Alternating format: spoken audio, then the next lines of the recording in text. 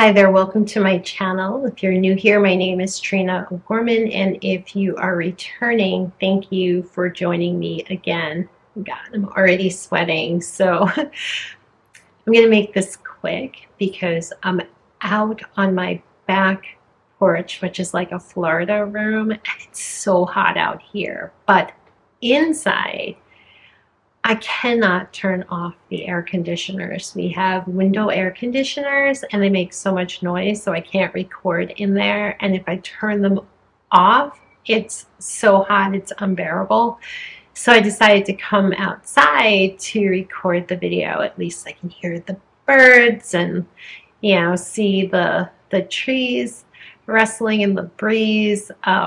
But the breeze is hot. It's like a dragon breathing fire. So I'm going to make this pretty short.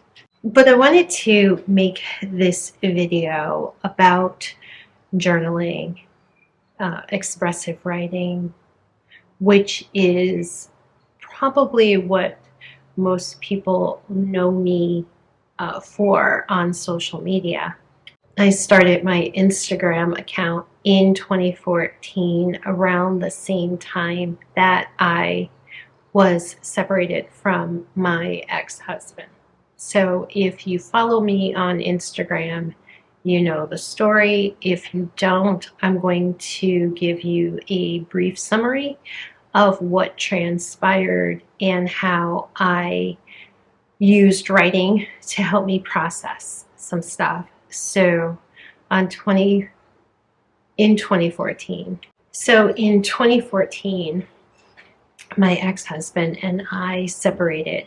Came as a big old surprise to me. I knew that we were struggling, but I was of the mind that we had two young children and we weren't financially in a place where we could divide our resources and spread them over two households and keep the kids in the same lifestyle to which they were accustomed. And so I figured that we, like many other people, would just keep it moving, struggle, make it work until the kids were older. And he had different ideas and walked out suddenly. So I started journaling prolifically to work through my stress and try to manage my psychological and emotional state while I was trying to get through that and raise the boys on my own, more or less, when it came to, their day-to-day lives and where they physically lived. And then, so that was 2014. Our divorce was finalized in 2017, and then my ex-husband died in 2018. And so I did even more journaling to try to process that and process just all of it, because it was just a combination of collective trauma for us all. And so, I was dealing with my own stuff, but also what came along with trying to raise two boys who were first trying to process the separation and divorce and the trauma of that and the grief of losing the family they'd had, and then trying to deal with the much more tragic loss of their father after he died. And here we are now in 2024. It is now 10 years after the separation and 6 years since he passed away. And so much has changed in my life. My kids were 11 and 6 at the time. They're now 21 and 16. So I have a rising college senior and a rising high school junior, and they're both amazing human beings and doing exceptionally well in their lives. So we're fortunate in that way. And I'd like to take this opportunity to talk about something that I've been thinking a lot about in recent weeks. I used to share a lot of what I wrote in my journals online. I would call myself an open book, and I would just let it all hang out. And I was early on, for a long time, extremely angry at the decisions about the decisions that had been made and how things had been handled and how they were progressing, and all of the tension and anxiety and anger and tumult. It was just, there was just so much of it. And I was really laying a lot of blame. And I had acquired a ton of people who sided with me. And so I had that support. And there was just, all of this division and all of this conflict and all of this blaming. And I think that happens a lot when relationships end. Like it's got to be somebody's fault. And people are angry, and they are enraged, and they are often bitter when marriages and relationships come to an end, and they point fingers. And I very much pointed fingers. And I'm not going to lie, there's a lot of things that I would have done differently. My level of resentment has changed a lot, though, over the years, as has my level of accountability. That's changed a lot too. The other thing that has changed a lot is my perspective, rather than looking at the situation and looking to blame him for what he did. My focus has shifted to, well, how did I show up in that relationship, and how was I different then than I am now? And what have I learned from that experience and from the experiences that I've had since then?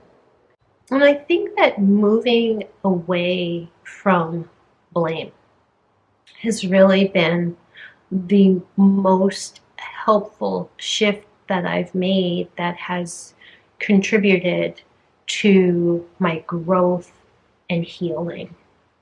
I don't think anything good comes from the energy that we expend trying to prove that we're right and that the other person was wrong, and that they should somehow bear the brunt or consequences that come with blame. And so it's not saying that people aren't responsible for their actions. So he would be accountable for his actions, and I, of course, am accountable for my actions. And I think it's not a matter of no one having a responsibility, or there being, this percentage of blame, or, this share of responsibility. For me, it's an entire shift in thought process.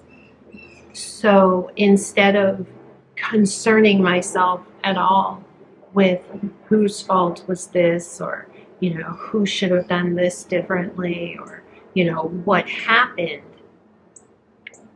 my focus shifted to, what did I learn? What did I learn about myself? What did I learn about relationships? Where might that understanding have come from?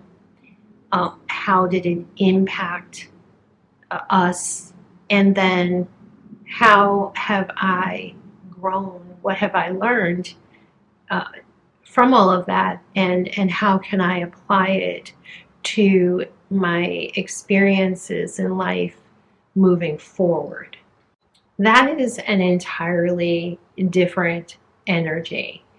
And it might be easy for me to say all of this now and to think this way now because I have been released from the drama and the trauma. I do not have to try to have a relationship with someone that is rife with conflict because he's no longer with us. And so I think a lot of the pressure and a lot of the anxiety and a lot of the tumult, unfortunately, decreased suddenly and totally as a result of his passing. And so I don't think, and I don't even want to call it a luxury because it's actually quite tragic that he died so young. But I will say that it's certainly a set of circumstances that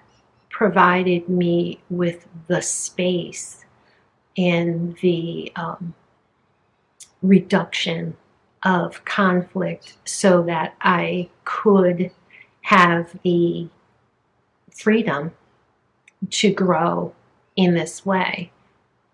Not everybody has that, but I think that my outlook or my mindset is one that is replicable in other circumstances and would be helpful in other circumstances, even if it is not as easily attained because people are still actively dealing with conflict. I think the bottom line and the lesson to learn in all of this is that it's impossible to really understand another person's actions, intentions, and motivations in retrospect as we are historically trying to analyze what happened and why. You know, the mind tells us all sorts of things, and we are pretty ego driven as human beings.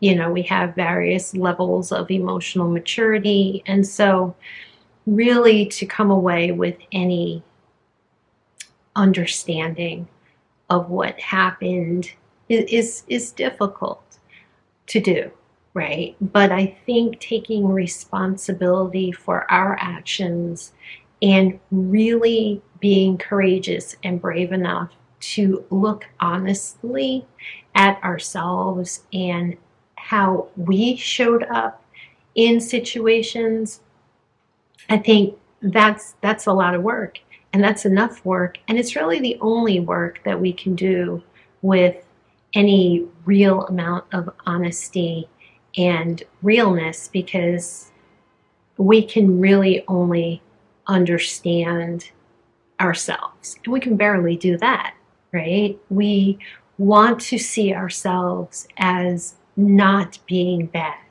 as not being the ones to blame, as not having any responsibility for things that have gone wrong. Like it's so easy to blame other people and so hard to admit where we have gone wrong and what we have done wrong.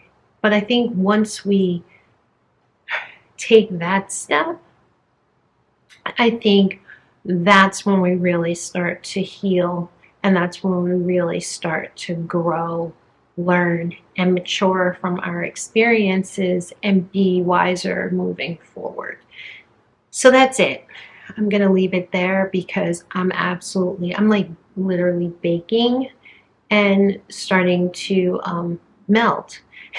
It's so hot. And for those of you who were or are struggling with the impact of Hurricane Beryl, my thoughts are with you, and I hope everybody's okay. And and for those of you who are trying not to melt like me, I hope you are in a place where you can find some air to breathe and some coolness so that you don't overheat or suffer in this heat wave that we're having.